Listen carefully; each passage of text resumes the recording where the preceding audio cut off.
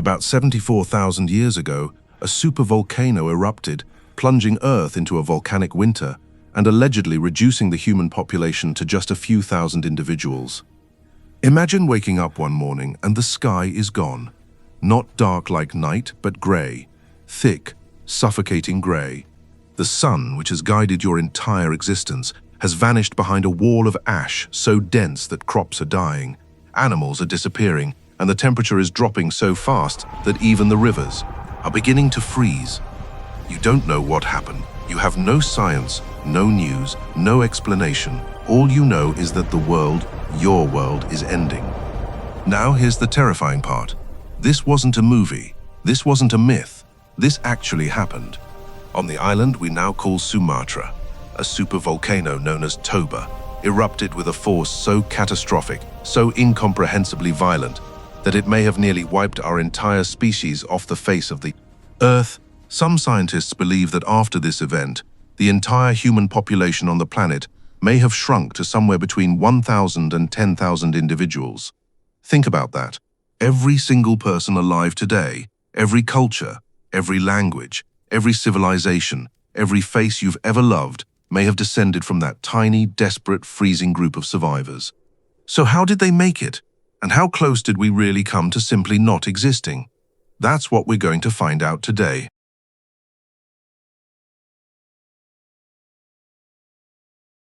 Most of us picture a volcano the same way. A tall, cone-shaped mountain. Maybe some red lava slowly creeping down its sides. Dramatic, yes, but manageable. Something you can see coming. Something with a clear top and a clear bottom. But what if I told you that some of the most dangerous volcanoes on Earth don't look like volcanoes at all? No towering peak, no dramatic cone. In fact, you could walk right over one and never even know it was there. These are called supervolcanoes, and they don't erupt the way regular volcanoes do. They don't build upward. Instead, they collapse inward, creating a massive depression in the Earth called a caldera. And when they finally do explode, they don't just destroy a town or a region. They have the potential to alter the entire planet.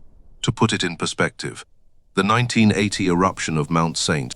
Helens in Washington state was considered one of the most significant volcanic events in modern American history. It killed 57 people, flattened forests for miles, and sent ash across several states. It felt like the end of the world to those who witnessed it. The Toba eruption was approximately 5,000 times more powerful than that.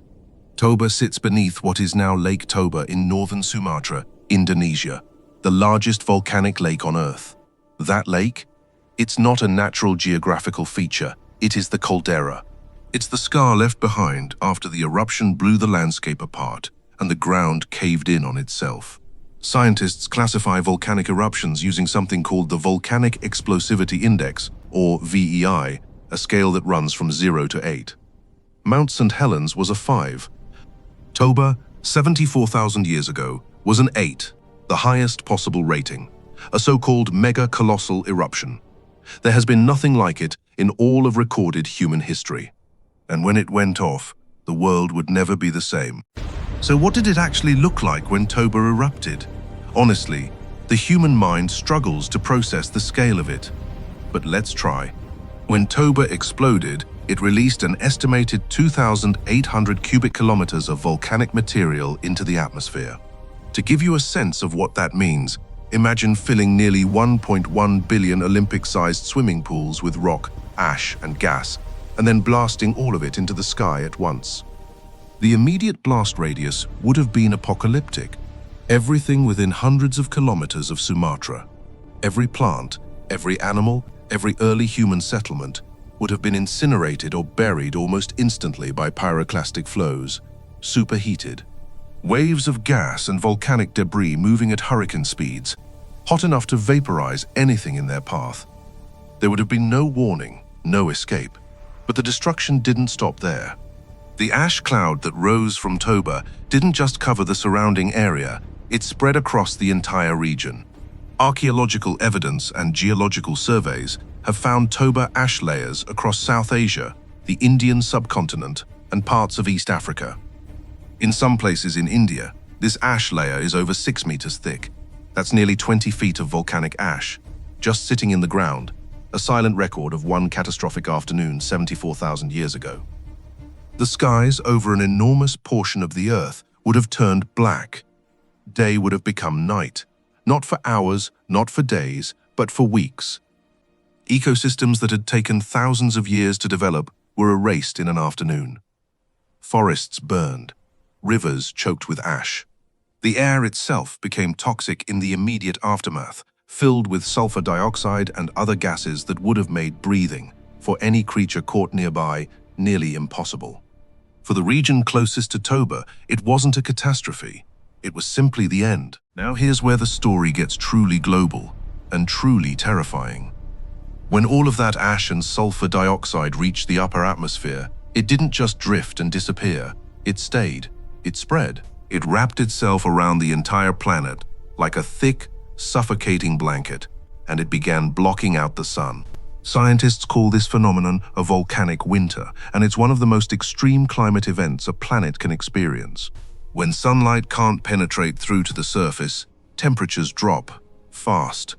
Plants can't photosynthesize, crops fail, animals that depend on those plants begin to die, and then the animals that depend on those animals begin to die.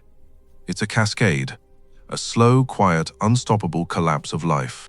Researchers studying ice cores and ocean sediments have estimated that the Toba eruption may have caused global temperatures to drop by anywhere between 3 to 5 degrees Celsius, and in some regions, the cooling may have been even more severe, possibly as much as 10 to 15 degrees locally.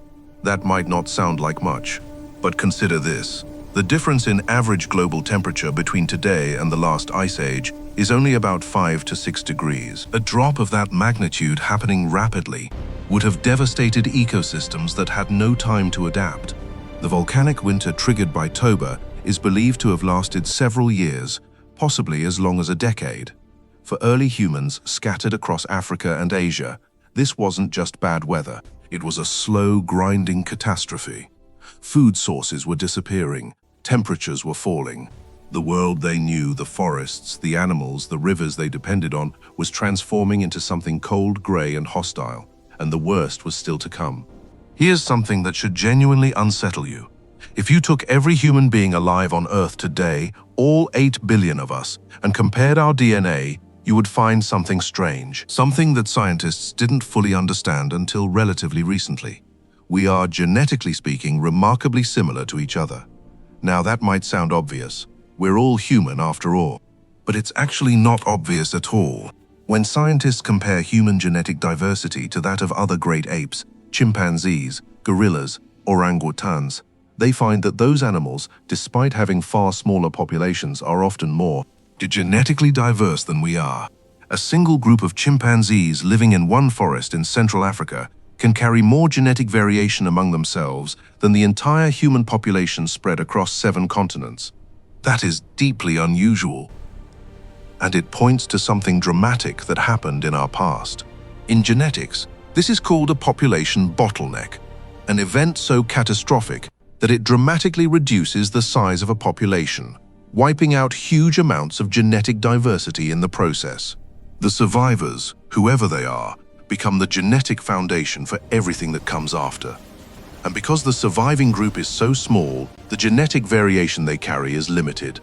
Think of it like a massive library that catches fire. Most of the books are destroyed.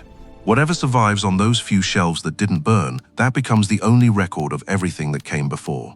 In the early 1990s, geneticist Michael Rampino and others began connecting the dots between the Toba eruption and this strange lack of human genetic diversity.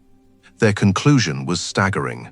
The bottleneck in human DNA, they argued, lines up almost perfectly, in timing with the Toba catastrophe. We didn't just nearly go extinct, the numbers suggest we came terrifyingly close. But genetics and data only tell part of the story. Let's step out of the laboratory for a moment and think about what this actually felt like. Imagine you're an early human living somewhere in East Africa, roughly 74,000 years ago. Your world is not sophisticated by modern standards, but it works. You know where the herds migrate. You know which plants are safe to eat. You know the rhythms of the seasons, when the rains come, when the dry spells hit, when to move and when to stay. And then, slowly at first, things start to change. The temperatures drop, not dramatically overnight, but steadily, persistently, in a way that feels deeply wrong. The rains don't come when they should. The plants you've always relied on are struggling. The animals you hunt are moving, or disappearing entirely. Your group starts moving too, looking for food, looking for warmth, looking for something that feels familiar in a world that is becoming increasingly alien. Now multiply that experience across thousands of small human groups scattered across Africa and parts of Asia. All of them facing the same shrinking resources, all of them making desperate decisions. Some moving toward coastlines where seafood might still be available, some retreating to caves for shelter, some simply not making it. Archaeological evidence from this period tells a haunting story. In many regions across Africa and Asia, there are notable gaps in the human record around 74,000 years ago. Tool-making sites that show continuous occupation suddenly go quiet. And then, tens of thousands of years later, human activity slowly reappears, often showing subtle differences, as though the people who came after were starting somewhat fresh. The silence in the archaeological record is not just an absence of evidence, it may be evidence of absence. Now, and this is important, not every scientist agrees with the Toba bottleneck theory, and good science always deserves honest scrutiny. Some researchers have pushed back, and their arguments are worth understanding. In the 2000s and 2010s, several archaeological discoveries in South Africa and India complicated the picture. At sites like Pinnacle Point in South Africa, researchers found evidence of surprisingly sophisticated human behavior, symbolic thinking, use of pigments, advanced tool-making that appeared to continue through the Toba event without any obvious disruption. And in southern India, some sites showed stone tool cultures existing both before and after the ash layer deposited by Toba, suggesting that at least some human populations in the region survived and continued relatively normally. These findings led a number of scientists to argue that while Toba was undeniably catastrophic, its impact on human populations may have been more regional than global, devastating to groups living close to the eruption, but perhaps less decisive for populations further away, particularly in Africa. The debate in many ways is still very much alive. What most scientists do agree on, however, is this. Something caused a dramatic reduction in human genetic diversity sometime around 70,000 to 80,000 years ago. Whether Toba was the sole cause, a major contributing factor, or simply a devastating event that coincided with an already vulnerable population, the result was the same. Humanity was reduced to a thread. A fragile, frightened, freezing thread of survivors scattered across a darkened world, with no way of knowing whether the sun would ever truly come back, and yet they held on. The most remarkable part of this story isn't how close we came to disappearing. It's what happened next. So here's the question that should be keeping you up at night. Out of all the human groups scattered across Africa and Asia, all the different communities, all the different environments, all the different ways people were living 74,000 years ago, why did some survive when so many others didn't? Was it luck, intelligence, location, some combination of all three? The honest answer is probably all of it, but researchers have identified some fascinating patterns that help explain why certain groups held on while others faded into silence. Geography played a massive role. The populations that appear to have survived most successfully were those living along coastlines, particularly along the southern coast of Africa. And this makes a lot of sense when you think about it. While inland ecosystems were collapsing, forests dying, animal herds disappearing, freshwater sources drying up or freezing, the ocean kept doing what the ocean always does. The sea, largely indifferent to volcanic ash in the atmosphere, continued producing food. Shellfish, fish, marine plants. These coastal resources were remarkably stable compared to what was happening inland. And the humans smart enough, or lucky enough, to be living near the coast had access to a food supply that the volcanic winter couldn't easily destroy. Evidence for this comes from sites like Pinnacle Point on the southern tip of Africa, where archaeologists have found signs of consistent human habitation and even advanced cognitive behavior. The use of red ochre pigment, possibly for symbolic or social purposes, dating right through the period of the Toba event. These weren't just survivors scrambling to stay alive. These were people thinking, creating, and adapting. And that capacity to adapt may have been the single greatest weapon our ancestors had against extinction. Survival, though, was only the beginning, because here is something people rarely stop to consider. Surviving a near-extinction event and actually recovering from one are two completely different challenges. When your population drops to just a few thousand individuals scattered across a continent, separated by vast distances, living in small, isolated groups, the road back is extraordinarily long and extraordinarily fragile. A single bad season, a single disease, a single drought on top of an already weakened ecosystem. Any of these things could have finished what Toba started. And yet, slowly, over thousands and thousands of years, human populations began to grow again.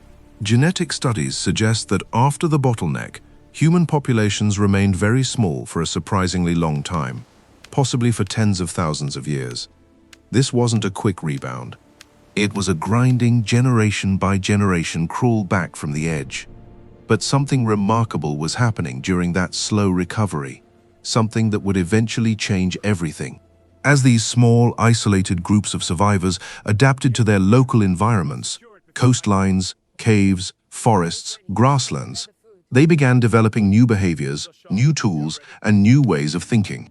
The pressure of survival, it seems, pushed human creativity forward. Archaeological records from the period after Toba show a gradual but unmistakable increase in the sophistication of human culture. Better tools, evidence of long-distance trade between groups, more complex social structures. It's almost as if the catastrophe, as brutal as it was, forced our ancestors to become more innovative. And around 60,000 to 70,000 years ago, after the worst of the volcanic winter had passed and populations had slowly stabilized, something extraordinary happened. Humans began to leave Africa. The Great Dispersal had begun. And from that tiny group of survivors, the entire modern world would eventually grow. So what do we do with all of this? What does it mean to know that every single person alive today, every scientist, every artist, every parent, every child, is descended from a group of survivors so small they could have fit inside a modest sports stadium? It means something profound about who we are. There is a concept in biology called the founder effect. The idea that when a new population grows from a very small group of individuals, it carries the particular traits, behaviors, and characteristics of those founders in an amplified way. In a very real sense, the people who survived Toba didn't just pass on their genes, they passed on their resilience, their creativity, their stubborn, unreasonable refusal to give up. Every human being alive today is, in the most literal sense, the child of survivors. But the legacy of Toba isn't just about the past. It carries a warning for the present. We live in an age where supervolcanoes still exist. Yellowstone in the United States, Campi Flegrei in Italy, Taupo in New Zealand. Scientists monitor them constantly, and while none are showing signs of an imminent mega-eruption, the geological history of Earth is perfectly clear on one point. These events happen. They have happened before, and one day, they will happen again. Add to that the modern threats of climate change, biodiversity loss, and global instability, and the story of Toba starts to feel less like ancient history and more like a mirror. We have been here before, standing at the edge of everything. And we made it. Not because the universe was kind to us, but because a small group of ordinary people in extraordinarily terrible circumstances chose to keep going. That is the inheritance Toba left us. The question is whether we're worthy of it. 74,000 years ago, the world tried to end us. A mountain the size of a small country exploded with a force beyond anything our modern minds can truly grasp. The sky went dark. The temperatures plummeted. Ecosystems collapsed across entire continents. And the human species, young, scattered, and completely unprepared, was reduced to perhaps just a few thousand souls clinging to existence on the edges of a dying world. And yet here we are, 8 billion people. Thousands of languages, countless cultures, religions, philosophies and dreams, skyscrapers and symphonies and space telescopes. All of it, every single bit of it, growing from that tiny, frozen, terrified group of survivors who simply refused to disappear. There's something quietly extraordinary about that. Something that no history book quite captures the way it deserves to be captured. We are not here because survival was easy. We are here because it was nearly impossible, and our ancestors did it anyway. The next time life feels overwhelming, the next time the odds feel impossibly stacked against you, remember that the very fact of your existence is already a victory against extraordinary odds. You are, quite literally, the result of an unbroken chain of survivors stretching back 74,000 years through volcanic winters, ice ages, and everything else this planet threw at the people who came before you. That's not nothing. That's everything. If this story moved you, if it made you think differently about who we are and where we came from, share it with someone who needs to hear it today. And if you want to keep exploring the hidden turning points of human history, subscribe and come along for the journey. There are so many more stories like this one waiting to be told. See you in the next one.